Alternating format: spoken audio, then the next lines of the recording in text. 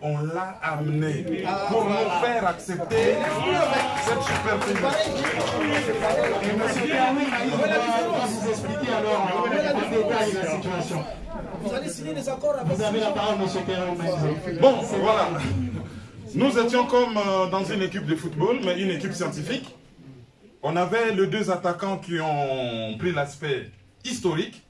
Maintenant, les deux défenseurs viennent de prendre l'aspect actuel. Et je vais chuter sur ce qu'il a dit.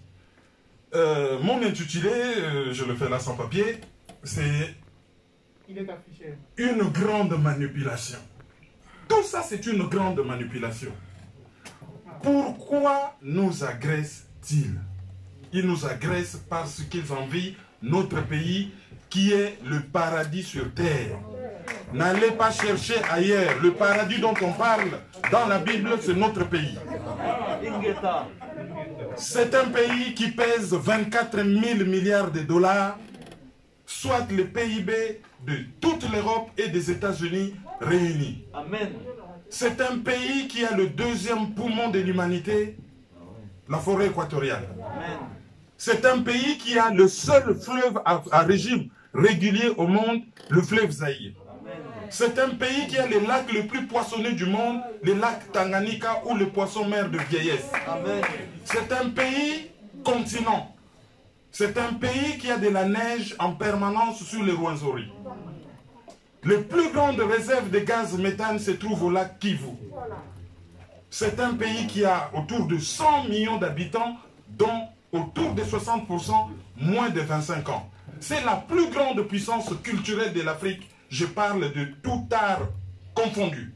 Musique, théâtre, sculpture, dessin, tout ce que vous voulez. C'est un pays à nul autre pareil. C'est un pays particulier. Et ils envient ces pays. Qui? Les voisins, mais pas seulement les voisins. C'est qui, depuis la conférence de Berlin, ont fait de cet espace une zone de libre-échange économique. Ceux qui ont des visées, lorsqu'on parle des multinationales, il n'y a pas que des multinationales, mais il y a aussi ce qu'on appelle l'état profond de certains pays, notamment anglo-saxons. Ce sont des gens, comme je les appelle, des gens entre guillemets, ce sont des pays que j'appelle des pays commanditaires. Parce que dans l'affaire du Congo, il y a des commanditaires, il y a des sous-traitants et il y a des exécutants. Les commanditaires, c'est les États-Unis, le Canada, la Grande-Bretagne, presque toute l'Union européenne, Israël, Australie et j'en passe. Les sous-traitants, c'est le Rwanda, l'Ouganda, le Burundi, l'Angola, l'Afrique du Sud. Dans une moindre mesure, l'Angola, ça c'est un peu autre chose, mais le Rwanda, l'Ouganda et le Burundi. Les exécutants, c'est ceux qu'on trouve à Kinshasa, c'est-à-dire les occupants, ou si vous voulez le pouvoir de Kinshasa, son opposition d'accompagnement, ainsi que tous les circuits des Nations Unies, la MONUSCO, Radio Okapi, et on n'oublie pas la ribambelle d'ONG, parce que derrière chaque correspondant d'une ONG se cache un honorable correspondant. Autrement dit, un espion. Cette affaire de Banyamulenge ou Banyarwanda, c'est quoi en fait? Il ne revendique pas la nationalité congolaise, comme l'a dit M. Kwebe Kimpele. Vous allez commencer d'abord par revendiquer la nationalité. Après la nationalité, vous revendiquez que votre langue soit reconnue comme une langue congolaise. Et ensuite, un territoire attaché à cette langue comme les tribus congolaises. Mais derrière, il y a un autre agenda. Pourquoi les Américains ont choisi le Rwanda pour nous agresser? Pourquoi ont-ils choisi un pays de 26 000 km², 11 millions d'habitants actuellement, qui sortait d'un génocide, un pays exsangue à genoux, qu'ils ont équipé, armé pour nous agresser? Ce qui s'est passé avec la guerre de 96, c'est comme si vous me dites qu'un bébé a tabassé un champion du monde de karaté. Le Rwanda n'a pas d'armée aérienne. Qui bombardait à Mugunga? Lisez Pierre Péan, je dois l'avoir dans mon sac. On nous a dit que l'AFDEL a traversé le pays à pied. C'est faux. Ils ont traversé le pays avec des avions fournis par la société américaine American Mineral Field, ou Amphi, devenu Adassa, Dans les conseils d'administration, on retrouve les Clinton, les John Major, et tout. En fait, c'est une société où on retrouvait des grands bons de la politique et qui récupéraient des contrats par leur influence politique et les donnaient aux grandes sociétés minières telles que, je peux prendre, je ne sais pas moi, ouais, n'importe lesquelles. C'est ça en fait l'objectif. Qu'est-ce qu'on appelle Banyamulenge ou Banyarwanda? C'est devenu un fourre-tout. Là-dedans, nous avons à la fois, dans leur entendement, à la fois, ceux qui sont venus au Congo par l'opération Banyarwanda, c'est-à-dire des personnes que les Belges ont pris pour travailler dans des plantations ou dans les mines au Katanga. Il y a ceux qui sont venus, si vous regardez sur YouTube la vidéo Opération Banyarwanda, c'est sur YouTube, ceux qui sont venus en 1964 qu'on a installé à Itombwe. Qu'est-ce qu'on appelle Banyamulenge? On appelle Banyamulenge des criminels de guerre de l'armée patriotique rwandaise. En fait, c'est devenu un fourre-tout, les voyageurs, des réfugiés, des agresseurs, des guerriers. Allez, on a pris un nom générique, Banyamulenge. Et leur devise, c'est vous entrez au Congo le matin, à midi vous avez la nationalité congolaise, à 14 h vous avez la terre congolaise, et à 18 h vous devenez ministre général ou président. Comme ça. Et si vous essayez de leur poser des questions par rapport à cette façon de faire, on les qualifie prosaïquement de xénophobie. En fait, moi quand je suis arrivé en Europe, ou vous quand vous êtes arrivé en Belgique, on ne vous a pas accueilli à l'aéroport de Zaventem avec un passeport rouge, hein, en disant vous êtes les plus beaux du monde, la Belgique a besoin de vous, voilà les passeports. On a suivi un long processus pour avoir déjà nos titres de résident, pour certains, avant d'acquérir la nationalité. Mais chez nous, ils doivent venir avec les armes. Et lorsque nous, on parle en termes juridiques, écoutez, vous êtes un citoyen rwandais, voilà la procédure pour devenir un Congolais, on dit vous êtes xénophobe. Est-ce que vous êtes légaliste ou xénophobe? Parce que exiger le respect de la loi sur l'acquisition de la nationalité congolaise, c'est être légaliste. Ce n'est pas être xénophobe. Alors, ces criminels de guerre qui sont venus au Congo, l'armée patriotique rwandaise, ils sont partis de l'Ouganda, où M. Kagame, l'actuel Kagame, le président du Rwanda, il était réfugié en Ouganda. Il dirigeait les renseignements militaires. Posez-vous la question, pourquoi un Rwandais dirigeait-il les renseignements militaires en Ouganda? C'est tout simplement parce que le président ougandais, connu sous le nom de Yoweri Museveni, est un citoyen rwandais. Son véritable nom c'est Yoseri Tubu Aburua, né à Butare. Et c'est lui qui l'a, oui, c'est lui qui l'a écrit. C'est Remingis Kitu, j'ai les documents dans mon sac. C'est un Américain d'origine ougandaise. Et lorsqu'on a vu le document, il y a un Rwandais qui a travaillé dans l'ancien régime de Biarimana qui m'a expliqué que le papa de Museveni était celui qui transportait les lances lorsque le roi Kigeri partait à la guerre. Et ils avaient promis d'offrir à un roi européen, sûrement belge, une robe de léopard vierge, ni percée par une lance, ni par une balle. Alors, on a cherché des techniques, on a dit, bon, il faut peut-être attraper le léopard vivant, l'étouffer et récupérer la robe. Lors de cette chasse historique, celui qui transportait les lances, c'était le papa de Museveni.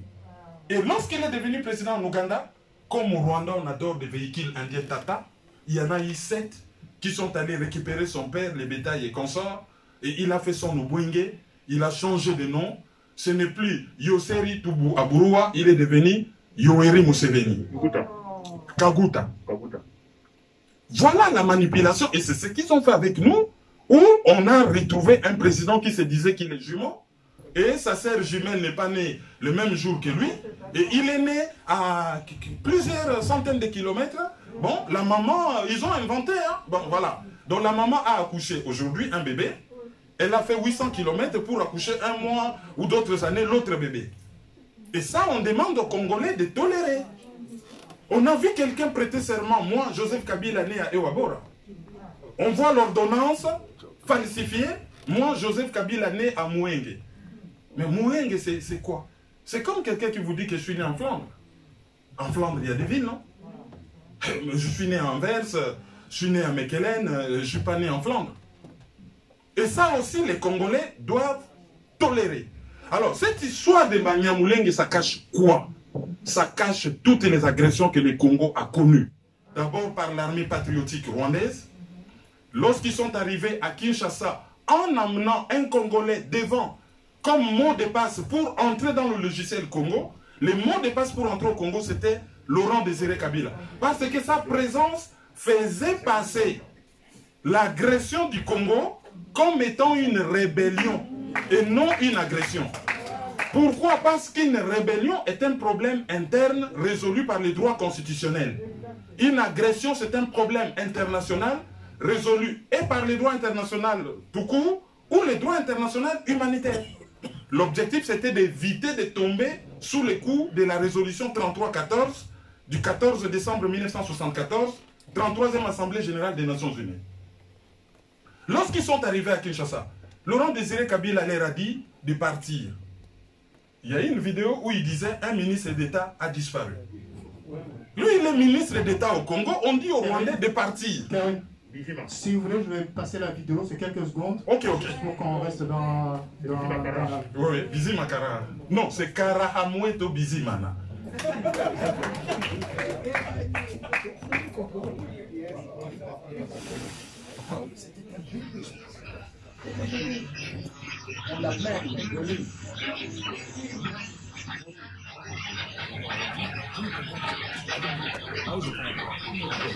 Malheureusement, ça ne passe pas très bien.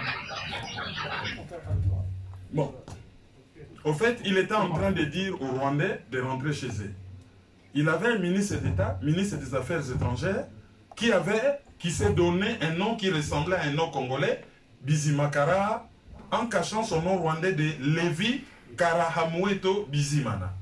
Alors, quand il a dit aux autres de partir, les ministres voulaient partir. Laurent Désiré Kabila lui dit, mais pas vous, je m'adresse aux Rwandais. Mais il n'a pas compris, il abandonne quand même son poste et un ministre d'État a disparu. C'est ce qui faisait qu'il rigolait. Alors, lorsqu'ils sont partis, on les a renvoyés. Ils ont créé une deuxième agression par les RCD Goma. Alors, lorsqu'on entend dans toutes les radios, ah ouais, mais le Rwanda a agressé le Congo, ils se sont dit non, c'est pas nous, c'est pas nous. Alors, ils ont appelé un professeur congolais qui était à l'université de Makelele, Wamba Diawamba. Ils l'ont encore mis devant comme Laurent Désiré Kabila. Il a revendiqué que nous sommes des Congolais et nous combattons le pouvoir de Kinshasa. Donc du coup, les RCD Goma n'étaient plus une agression rwandaise, mais ça devenait une rébellion congolaise. Et l'Ouganda, qui faisait l'objet des mêmes accusations, va rapidement créer les MLC, récupérer Jean-Pierre Bemba qui traînait dans le coin, et on va le mettre devant. Du coup, l'agression ougandaise ne sera plus une agression ougandaise, mais plutôt une rébellion congolaise dirigée officiellement par Jean-Pierre Bemba. Je vous signale un fait. On a ramené Jean-Pierre Bemba à la haie parce que les troupes du MLC qui étaient parties en République centrafricaine ont commis des exactions. Mais ce qu'on ne dit pas souvent, celui qui a dirigé les troupes, c'était le général rwandais Mukiza. Et comment on appelait ces troupes en République centrafricaine? Les Banyamulenge, bataillon Banyamulenge. Donc ils faisaient leur boulot méphistotélique d'aller tuer les Centrafricains parce que c'est des Bantous comme nous. Et c'est notre frère par sa naïveté qui a payé la facture. Mais tout le monde sait que le général Mukiza est un Rwandais. Il dirigeait, Moustapha Mukiza, il vient de décéder. Il dirigeait la 5e région à Kikwit. Donc quand ils ont fini leur histoire là, de ramener des Congolais, des Rwandais en masse par ces agressions, on a enterré des femmes vivantes à Makobola, on a assassiné des gens à Kasika, on a commis des massacres mais innommables. Lorsque les Congolais ont commencé un peu à se réveiller, ben, ils nous ont ramené les CNDP de Nkunda Batouare, qu'on appelait dans toutes les radios Nkunda, le général Nkunda. Parce que Nkunda, moi j'ai contacté des radios, vous savez, bon, je ne me suis même pas présenté au début, je le ferai à la fin, j'étais tellement emporté dans la foulée que bon, je le ferai à la fin. Voilà. Je travaille dans beaucoup de radios en France. Je suis allé dans les rédactions, je dis, mais pourquoi vous l'appelez Nkunda? Ah non, c'est son nom. Ah non, non, il s'appelle Nkunda Batouare. On me dit, mais quelle différence? Je dis, jamais à la radio vous me direz le président Sarko. Vous dites Sarkozy. On me dit, oui, quelle différence? J'ai dit, si on vous dit que monsieur s'appelle Antoine, il est français. Mais lorsqu'il s'appelle Antonov, il est russe. Alors, quand vous dites Nkunda, il est du Bandundu. Mais quand vous dites Nkunda Batware, là, ça devient rwandais. Et il a un deuxième nom. Mihigo. Mihigo. Oui, Laurent Nkunda Batware Mihigo. Donc, le CNDP, c'était encore une agression rwandaise déguisée. Mais là, après le CNDP, ils nous ont ramené le mouvement du 23 mars 2000, je ne sais quoi, 2003, qu'ils ont intitulé M23, dirigé par Sultani Makenga, dont ce n'est pas le véritable nom. C'est toujours une agression rwandaise. Et après ce mouvement-là, le M23, on a les Ngumino, et c'est toujours la suite. Hein.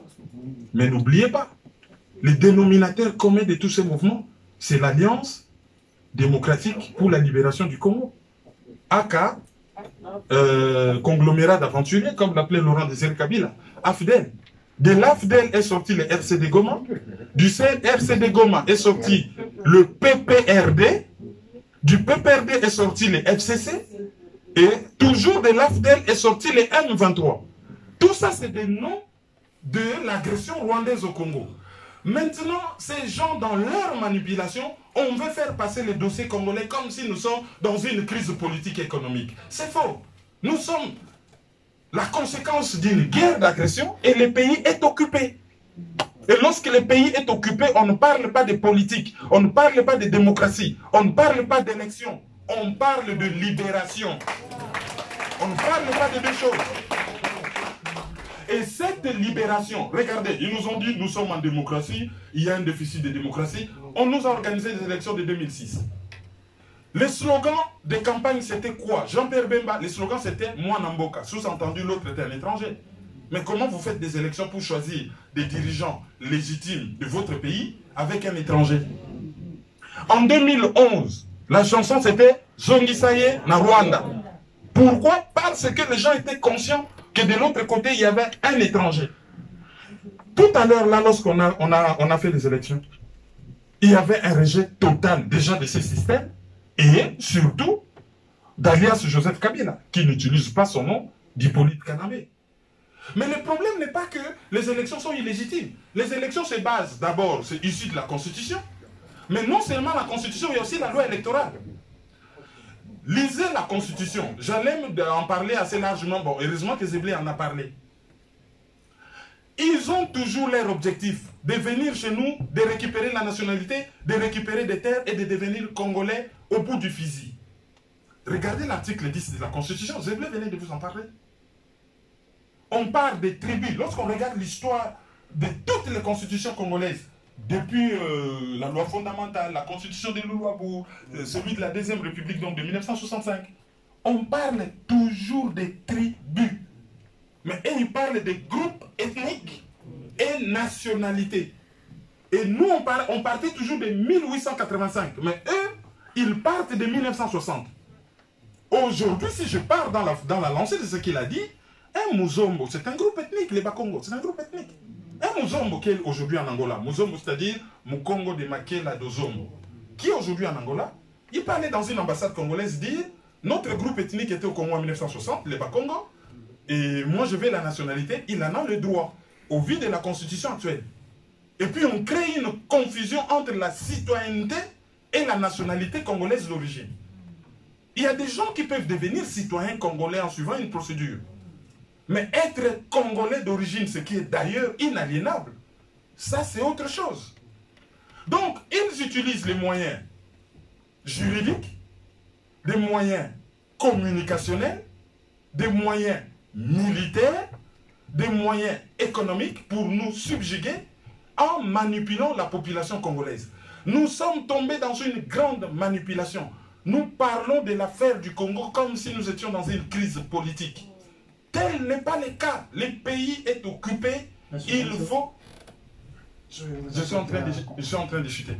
Le pays est occupé. Il faut mettre fin à cette occupation. Une fois qu'on a mis fin à cette occupation, il faut reconstruire l'État congolais. Parce qu'on ne peut pas définir l'État. Vous savez, l'État, c'est difficile à définir. L'État, c'est les territoires, c'est la population et les pouvoirs politiques établis qui gèrent cette population, ainsi qu'une certaine reconnaissance internationale. Les territoires congolais, Olingio Koti, Yaofele. Donc déjà, les territoires, Mawatro. L'Angola exploite le pétrole dans la zone économique exclusive. L'Angola est à Kayemba. Le Congo-Brazza est une île sur le fleuve Congo. La Zambie jusqu'aujourd'hui est au Katanga. Même le sud du Soudan qui est né hier est au Congo. L'armée centrafricaine Akufa Lobby est au Congo. Rwanda, Ouganda, Burundi, tous ils sont là. La population, qui est congolais, qui ne l'est pas. On ne sait même plus, vous arrivez le matin, vous ramassez la nationalité congolaise l'après-midi et le soir vous êtes ministre. Bon, maintenant si on va prendre le pouvoir politique, illégitime, et la reconnaissance internationale, oui, on reconnaît le Congo comme étant un pays, mais pour quel contenu? Donc l'État congolais est mort. Pour clôturer, il faut réhabiliter l'État congolais. C'est cet État-là qui va rééduquer l'homme congolais, en faire un homme nouveau, avec de l'instruction, de l'éducation, du civisme, en faire un homme respectable, respecté.